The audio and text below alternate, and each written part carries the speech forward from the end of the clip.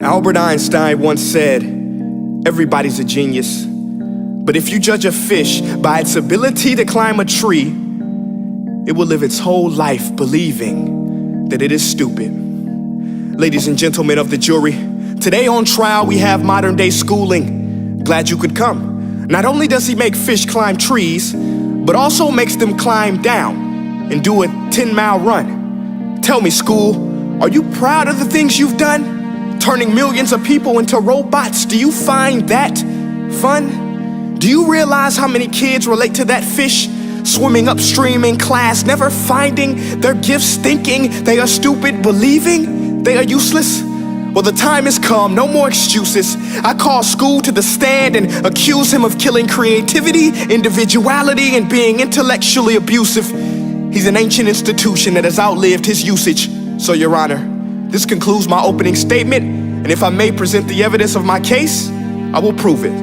Proceed. Exhibit A. Here's a modern day phone. Recognize it? Here's a phone from 150 years ago. Big difference, right? Stay with me. Here's a car from today, and here's a car from 150 years ago.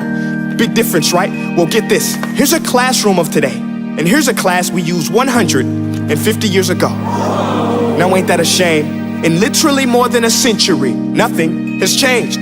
Yet you claim to prepare students for the future? But with evidence like that, I must ask, do you prepare students for the future or the past? I did a background check on you and let the record show that you were made to train people to work in factories, which explains why you put students in straight rows, nice and neat, tell them sit still, raise your hand if you want to speak, give them a short break to eat, and for 8 hours a day, tell them what to think. Oh, and make them compete to get an A letter which determines product quality, hence grade A of meat. I get it. Back then, times were different. We all have a past. I myself am no Gandhi. But today, we don't need to make robot zombies. The world has progressed. And now we need people who think creatively, innovatively, critically, independently, with the ability to connect. See, every scientist will tell you that no two brains are the same. And every parent with 2 or more children will confirm that claim. So please explain why you treat students like cookie cutter frames or snapback hats, giving them this one-size-fits-all crap. Watch your language. Sorry, Your Honor, but if a doctor prescribed the exact same medicine to all of his patients, the results will be tragic. So many people would get sick, yet when it comes to school, this is exactly what happens, this educational malpractice, where one teacher stands in front of 20 kids, each one having different strengths, different needs, different gifts, different dreams, and you teach the same thing the same way? That's horrific.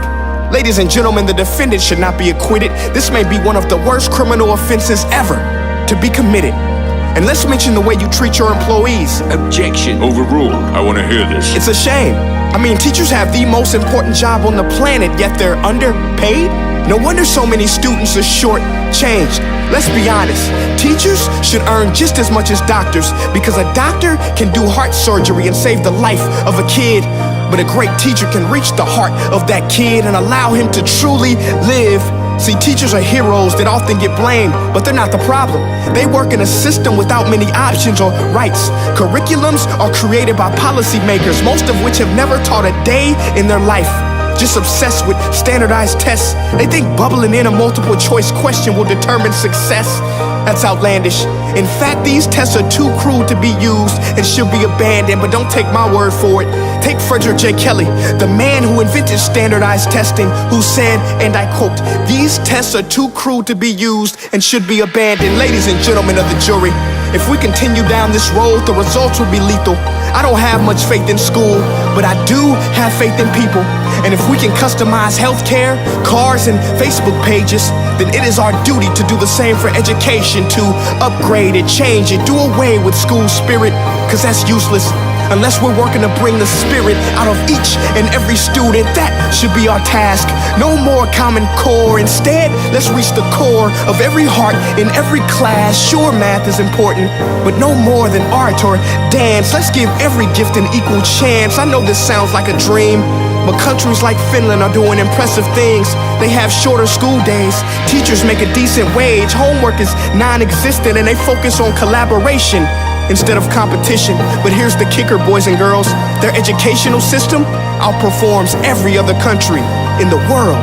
Other places like Singapore are succeeding rapidly. Schools like Montessori, programs like Khan Academy, there is no single solution.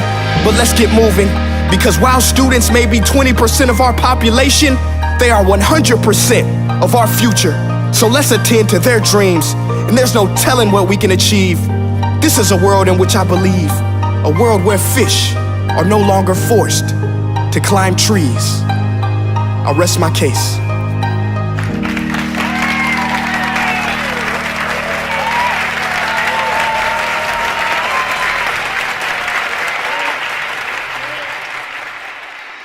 Hey guys, my name is Prince EA, and I want to say thank you so much for watching my video. But now, I want to know what you think.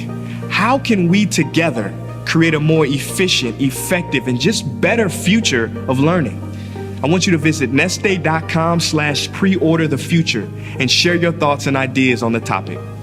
Peace.